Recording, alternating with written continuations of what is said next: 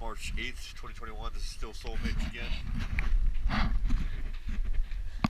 I finished up the starboard side. We're going to go along and check it out.